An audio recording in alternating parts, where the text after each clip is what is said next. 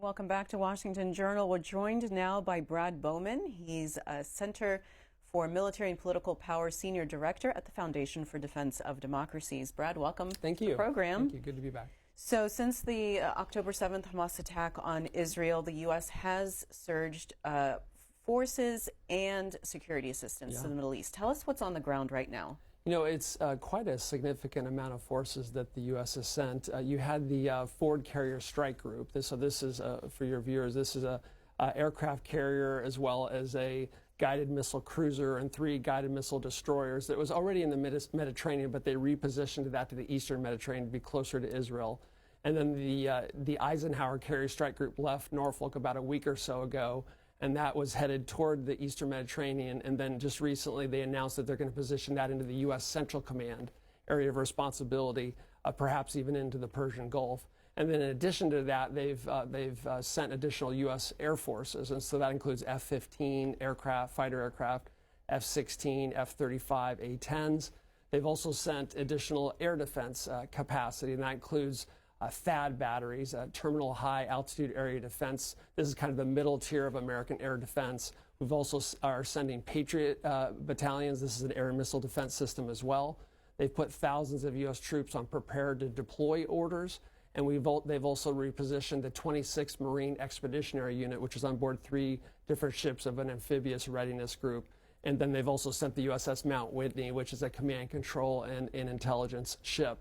So let's break that down, because there's a lot there. Yeah, I know, yes. I want to ask you about this prepare to deploy order that Secretary Austin said there was 2,000 troops. He said that there's going to be more troops put on prepare to deploy. What does that actually mean?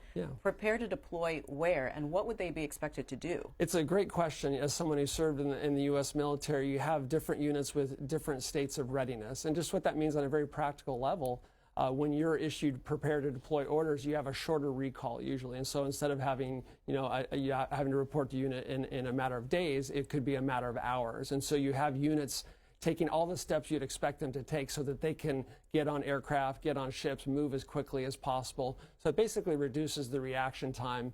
And according to the Pentagon, these are all different kinds of forces, from the Army, Navy, Air Force, Marines, and they're going to be doing all types of functions, including air and missile defense and a range of other activities as well.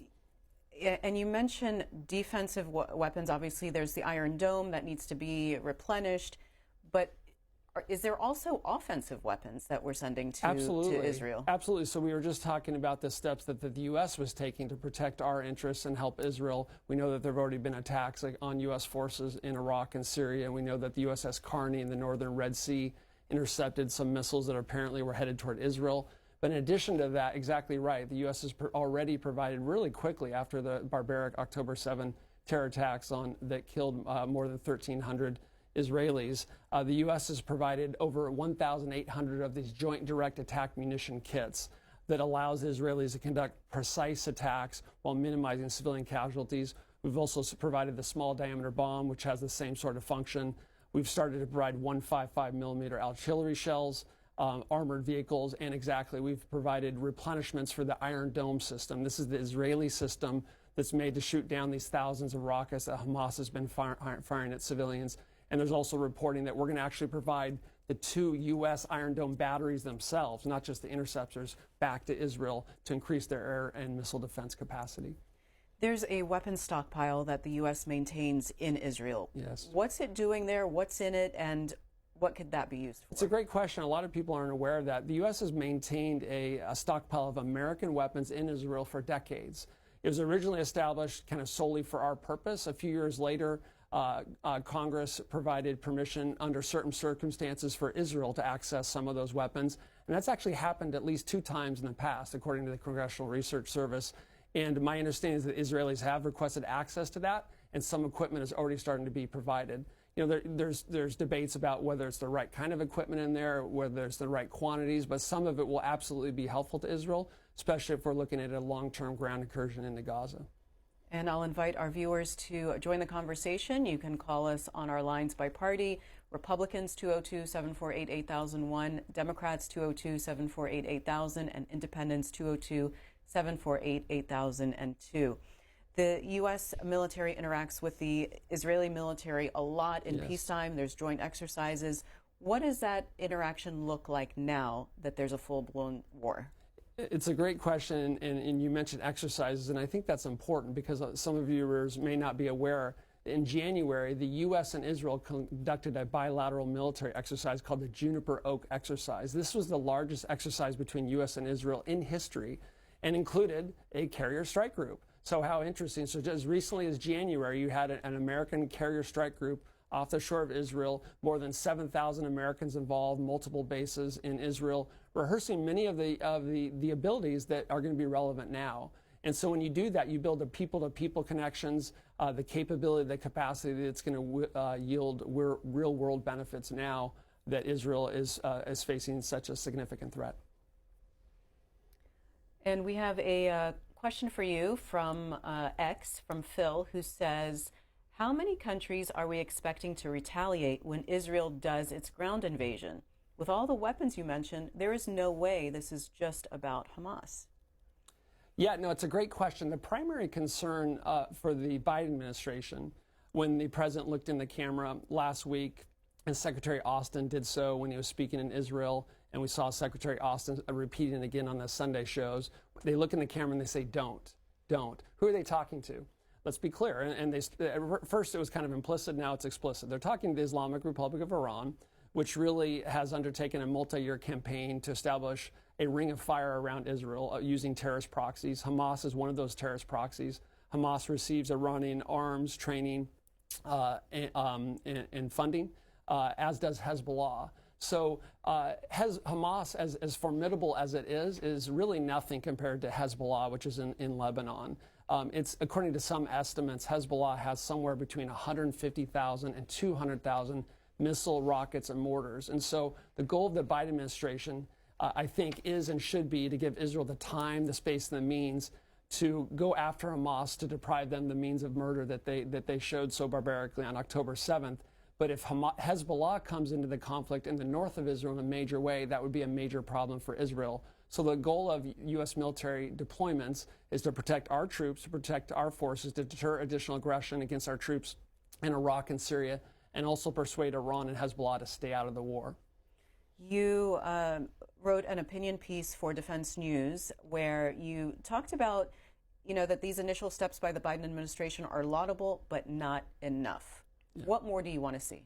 I think the Biden administration deserves credit for moving so quickly. They really went to the Israelis and said, "What do you need?" And the steps I called for, actually, that piece is a week and a half old now. They've actually already started to take. And so I called for the U.S. to provide our 2 Iron Dome batteries. And at the time, a decision had not been made. That since I published that, they're actually doing that. I said that we should provide all of our Tamir interceptors for the Iron Dome batteries. They're moving to do that. And so, really, frankly, a lot of the steps I called for, they're now doing. I don't take credit for that, but as a think tanker, when that happens, you're not too upset. All right, let's go to the phones now. Martin is in Louisville, Kentucky, on the line for Democrats. Good morning. Yes, I have some comments, and then I'll hang up and listen to your response. Back in the day, sir, 70s, 80s, and 90s, all of the Middle East experts, both liberal and conservative, always said that there is no military solution to the Palestinian-Israeli conflict. On the other hand, since 1980, the Republican Party has always told us our objective is to see to it that Israel has a strong military so that the Palestinians have to negotiate. George Shultz, Ronald Reagan's Secretary of State, would come on the Sunday morning shows and say that the Palestinians have to negotiate because Israel is strong. But it seems obvious to me that that did not work, and it's a ridiculous concept that someone is going to sign a peace agreement because Israel has a strong military. What it did was it caused the Palestinian extremists to develop their own highly sophisticated, well-financed terrorist network, which now we're having to deal with. And it just makes no sense. I mean, I grew up in the 1970s turning on the TV watching Palestinians with their faces covered throwing rocks at Israeli tanks. And I've always had a tilted view of this, even though I live less than a mile away from the Jewish Community Center in East Louisville. But to me, it makes no sense that Israel having a strong military is going to force peace in the Middle East. Thank you. Thank you for the call. The primary purpose, I would say, of a strong military is to defend your people. And let's not forget so quickly what happened on October 7th. This was the worst attack on Jews, single-day attack on Jews since the Holocaust.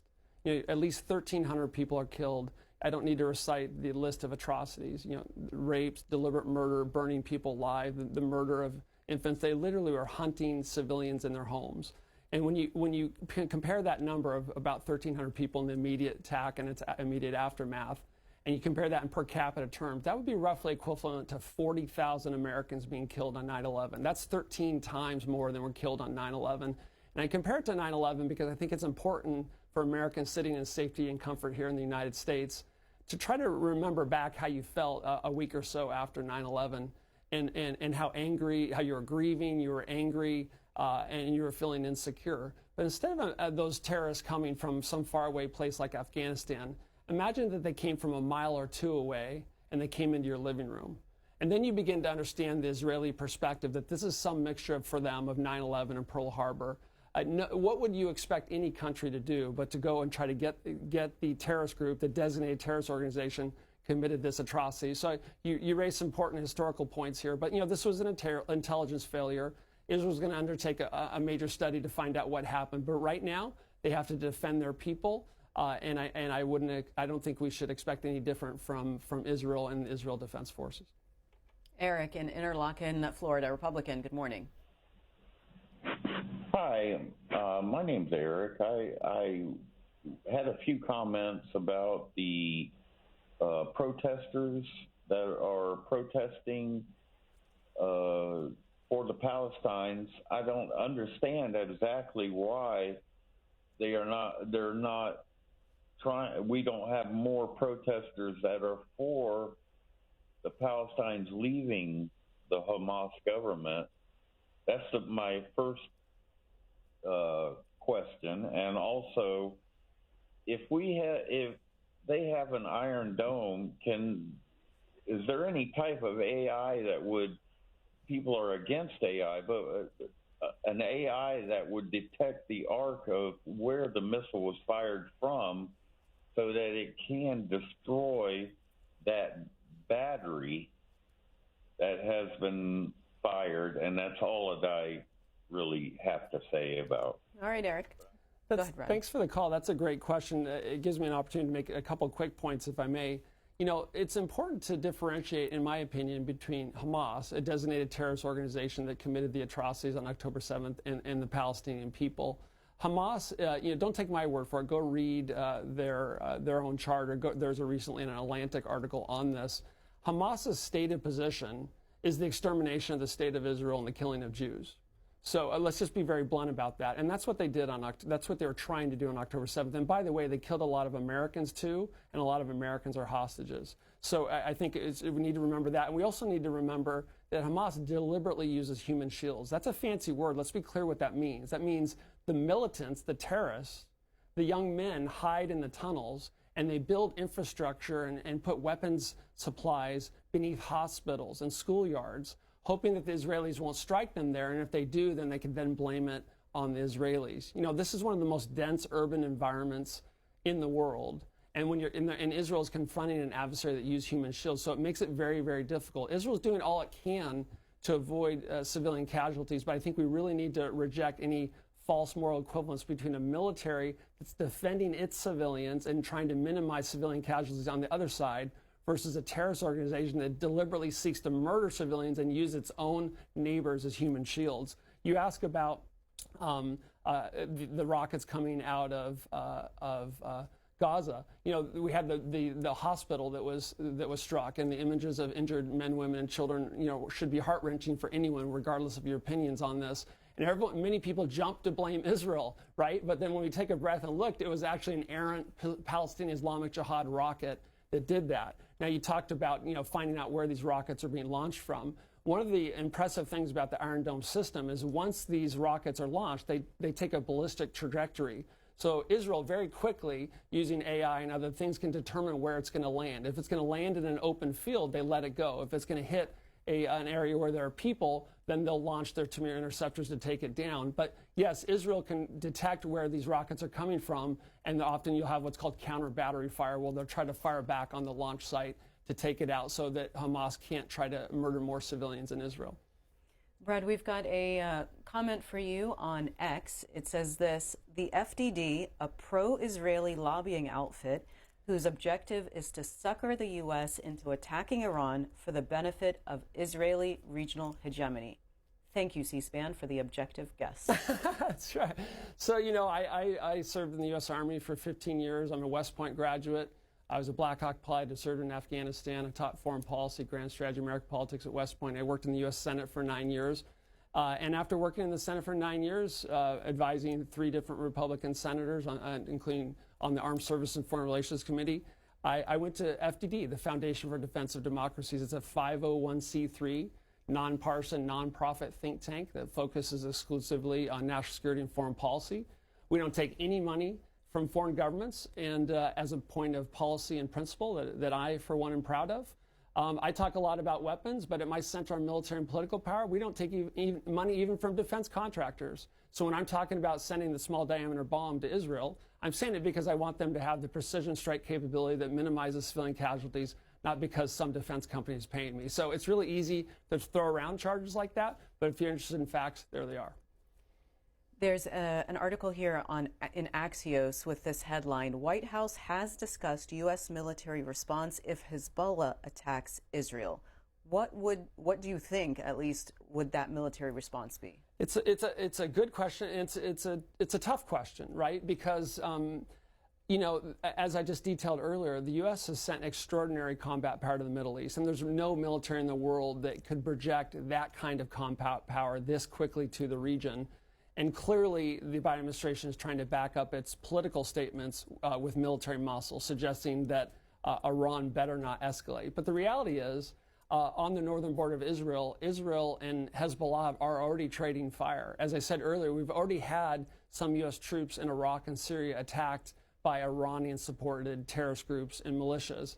And so on that level, you could say the deterrence that this administration is trying to bolster is already starting to fail a little bit. Now, we're not seeing a major war yet on Hezbollah's north, but I do worry that if we continue to have attacks on U.S. troops and the U.S. does nothing, then Iran is going to be left with the impression that the Biden administration's warnings are somewhat hollow. Steve's calling from Northampton, Pennsylvania, Independent Line. Good morning. Good morning. What I found disturbing with the reporting going on concerning this conflict, and it has concern with democracies.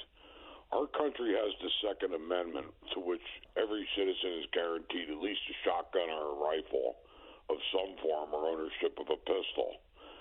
And after the conflict erupted, the Israeli government decided to open up the gun shops and license or distribute more firearms to the citizenship for immediate protection in case all hell broke loose. Now, in a democracy where you trust your citizens, if you have armed citizens, that could respond to these instantaneous massacres or attacks by other people, let alone your own government. And that's always been debated and downplayed. And I wish people would see the actual fact of what it would mean to be like a Minuteman. Now, in that kibbutz, the armed citizen was the people who were the leaders, and they have to discharge the weapons appropriately. Now you're centralized. Now Hamas knew the game plan of all these buildings because they contracted out to the Palestinian people, like the painter, the builder, the bricklayer, the road maker, the grass cutter, and they had all the high intelligence they needed and kept it under wraps. Now, usually in a citizenship where it's free and has free will, they have the right to protect themselves. All right, Steve, let's get a response. Thank you for the call. I focus on U.S. Foreign policy and defense policy, so I'm not an expert on Second Amendment issues here at home. But what is true is that with this October 7th surprise attack by Hamas, targeting Israeli men, women, and children, infants to the elderly, there were a lot of people in their homes who were unarmed. When they knew danger was coming, they scrambled into their bomb shelters. And then you had Hamas, in some cases, using Iranian-produced weapons to burn and blow up homes and penetrate those bomb shelters to assassinate the men, women, and children inside. So if those people had been better armed, they may have been able to defend themselves. But it's pretty easy to say that when you're talking about sitting here from afar. But the bottom line is that the Israel Defense Forces and Israel cannot tolerate having such an enemy like Hamas that does things like that sitting right on their border. So I'm sure they're going to have to change their military posture. They're going to have to, frankly, transform at least northern Gaza to prevent this from happening again. And there might be a domestic security element as well that you referenced. Thanks, sir. Margaret in California, Democrats line. Good morning. Hi, good morning. Good morning, Mr. Bowman. I find it really disturbing to listen to what I'm going to call is American propaganda, and especially watch the smile on your face as you talk about the Iron Dome, and you discuss Israel being a victim. And I also find it very unfortunate with the history that has gone on with the Israeli or with Jews, that they would then mirror their own oppressors, because what they are doing to the Palestinian population is really, it's nothing short of genocide. War crimes are being committed, and it's all being paid for by the American public. $3.8 billion annually is being awarded for the Iron Dome. Well, what we see is a population that has been raised in what has truthfully been called an open-air prison. It's a 25 by 5 mile long strip that has a population of over 2 million people, and half of those are very young. Well, they're youth, they're children. They're the ones that are being massacred in this. And Netanyahu himself this last March announced that he put out a map.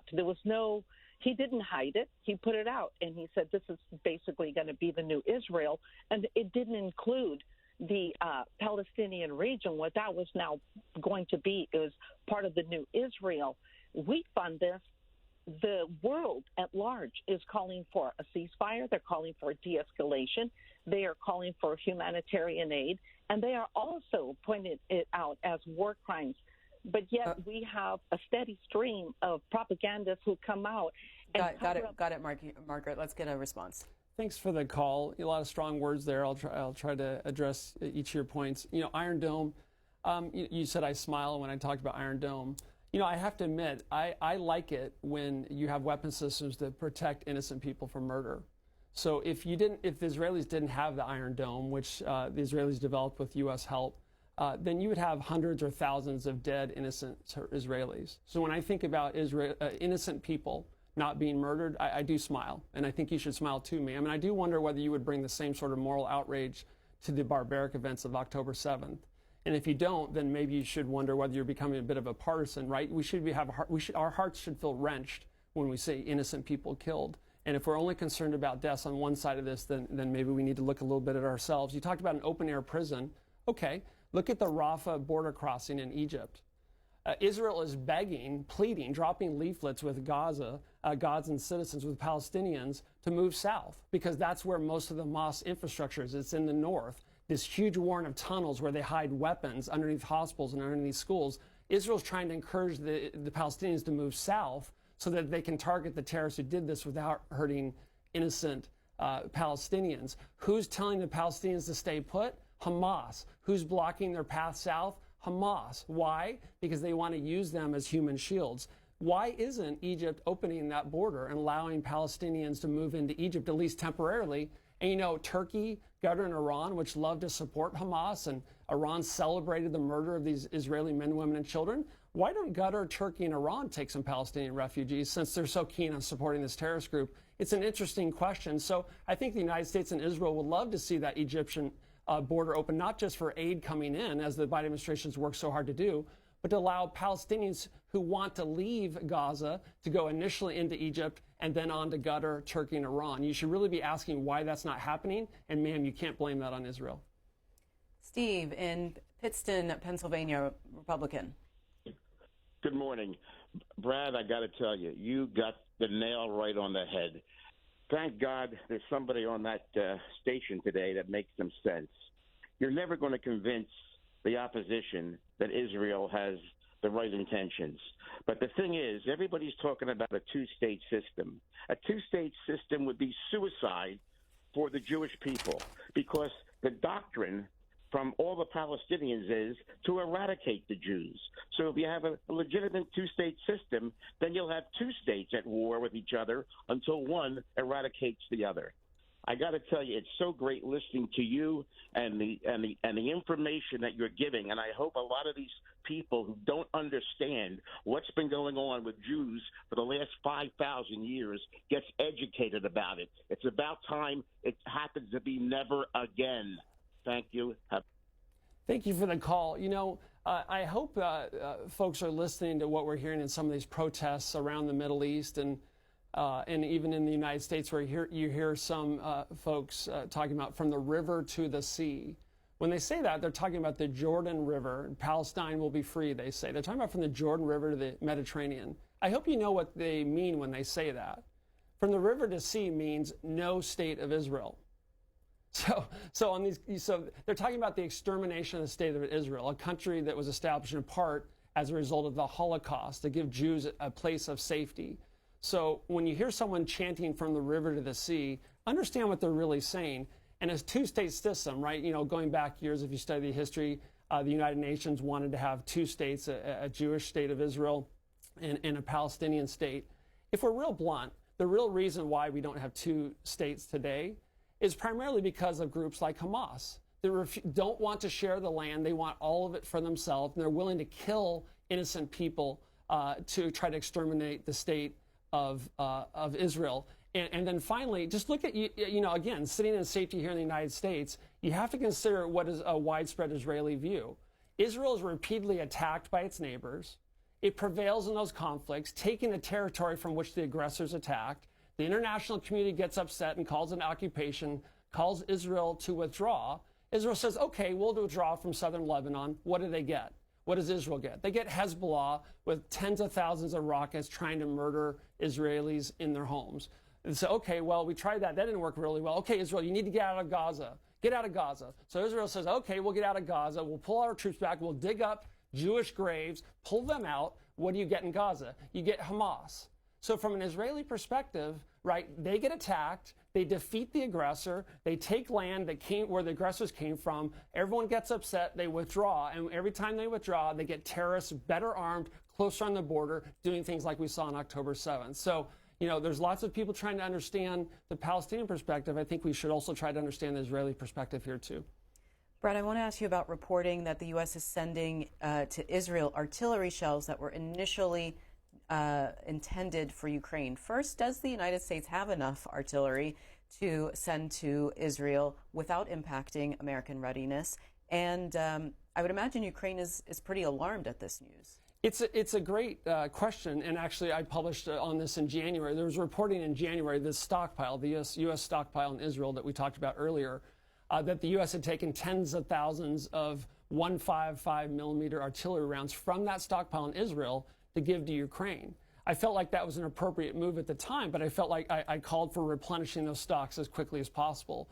The bottom line is, you know, some people that have opposed supporting Ukraine, I think an unwise position, are now trying to suggest that we can't support both Ukraine and Israel. We've actually done deeply into this at our Center on Military and Political Power, and there is very little significant overlap when it comes to air defense, because there are no Iron Dome systems in Ukraine, a small diameter bomb and the JDAMs I talked about earlier. We have more than enough production capacity to provide what we need for Israel on that. But the one area where you do have a little tension is the one you raised. That's 155 millimeter howitzers. Ukraine needs a lot of those. They're burning through them very, very quickly to address Putin's unprovoked invasion. And Israel needs some too. And as you said, we took some out. And according to early reports, that's some of what we've already started to send back and to provide to Israel. Because they are using them, but they're not going to use them anywhere in the to the degree that Ukraine is.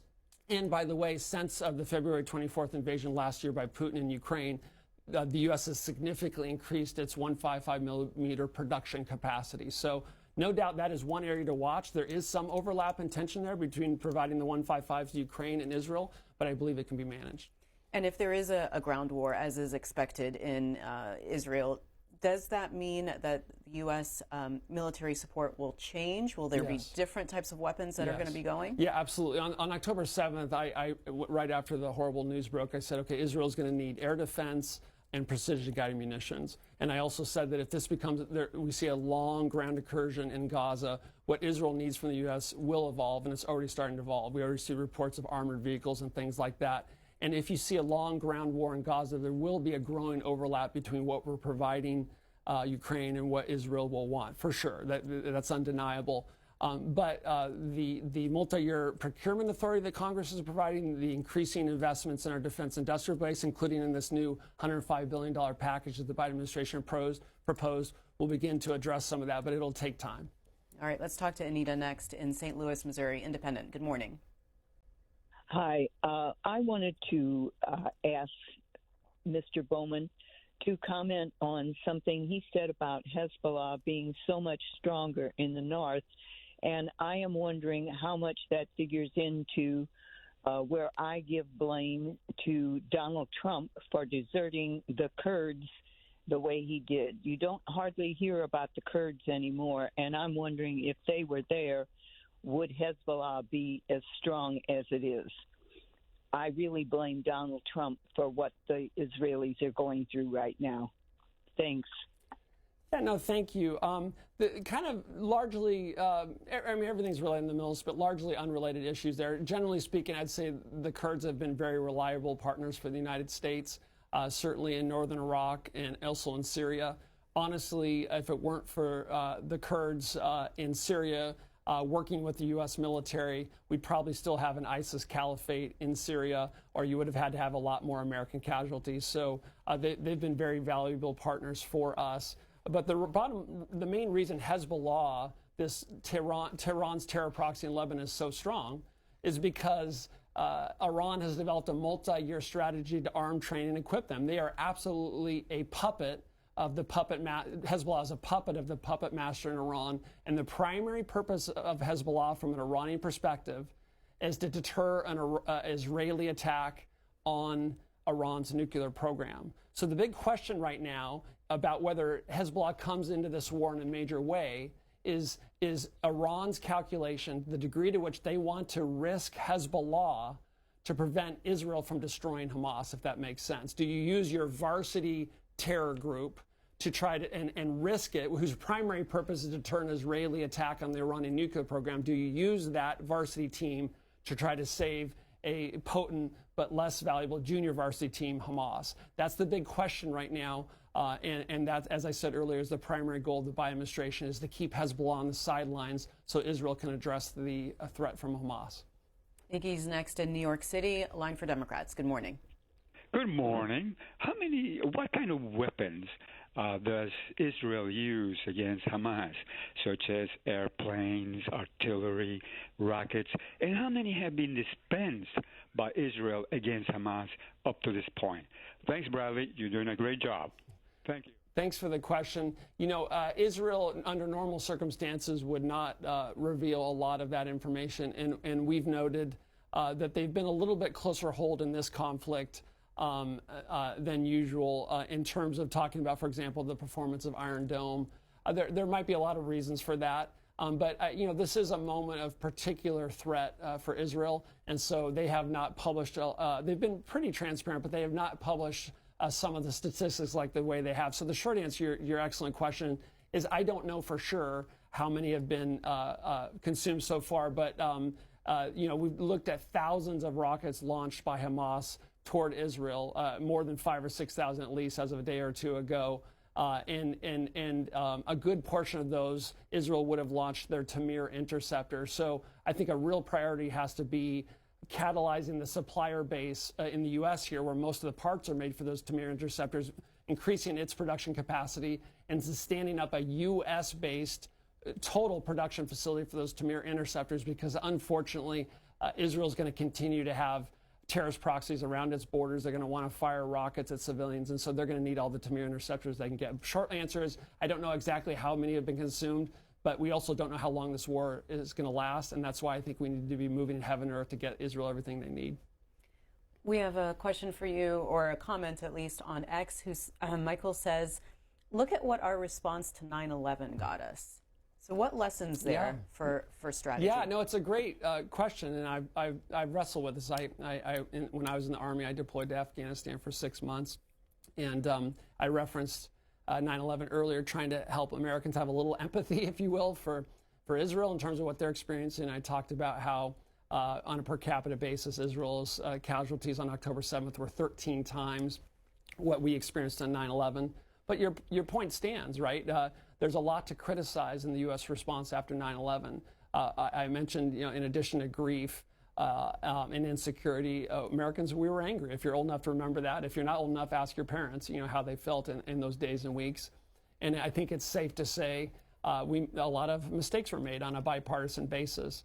And so you have a lot of Americans right now providing friendly advice to Israel about what to do, what not to do. In Gaza, everyone understands that urban warfare is very, very difficult. We should be thinking about what happened in Mosul. We should be looking at what happened in Raqqa, the American experiences here, the difficulties associated with that. When you combine that with you're fighting a terrorist group that uses human shields, as I said earlier, that has these many, many miles of underground tunnels that they can use to survive bombardment and conduct surprise attacks and so forth. A major Israeli ground incursion into Gaza will be very, very difficult. And so you have a lot of Americans who are friends of Israel trying to share advice. But in the end, from an Israeli perspective, you just can't have a group like Hamas retaining the means of murder that they employed so horribly on October 7th. All right, one more call. Tim in Tampa, Florida, Independent. Yes, good morning, Mamie. How are you? Good. Yes, just give me a moment to talk to this gentleman here. I noticed he said that he a West Point grad. He got out at 15 years.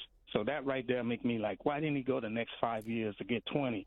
Also, he said something. I'm not against or for Israel or the Palestinian whatever. But what I don't understand is when he said that the Palestinian or Hamas or whoever don't want to share their land. How many things is he sharing? Let's say some homeless people move into his neighborhood, and now they begin to take over. What is he sharing personally? And also, ask the Indians, that what America call the Indians now. Ask them what happened when the settlers came, and they were ignorant enough to where they wanted to share land. All right, Tim, we're running out of time, so we'll get a response. I won't bore you with all the details about my career, sir, but I left the U.S. Army after 15 years because I had an opportunity to work in the U.S. Senate and in Congress after studying at Yale and teaching at West Point and working on those issues in the Pentagon. And that's why I left, and I was honored to serve in the U.S. Senate for 8 or 9 years. So that's why I did that. Sharing, we all should do better sharing and be more generous with others. But the bottom line is I don't see a long-term solution here until you have groups like Hamas being extinguished, frankly, and you have an understanding that that Israel exists and it will continue to exist. And until you have a partner for peace that recognizes Israel to exist, sadly, this will continue. All right, Brad Bowman is the Senior Director at the Center on Military and Political Power, the Foundation for Defense of Democracies, there at FDD.org. Brad, thanks so much for coming by. Thank you.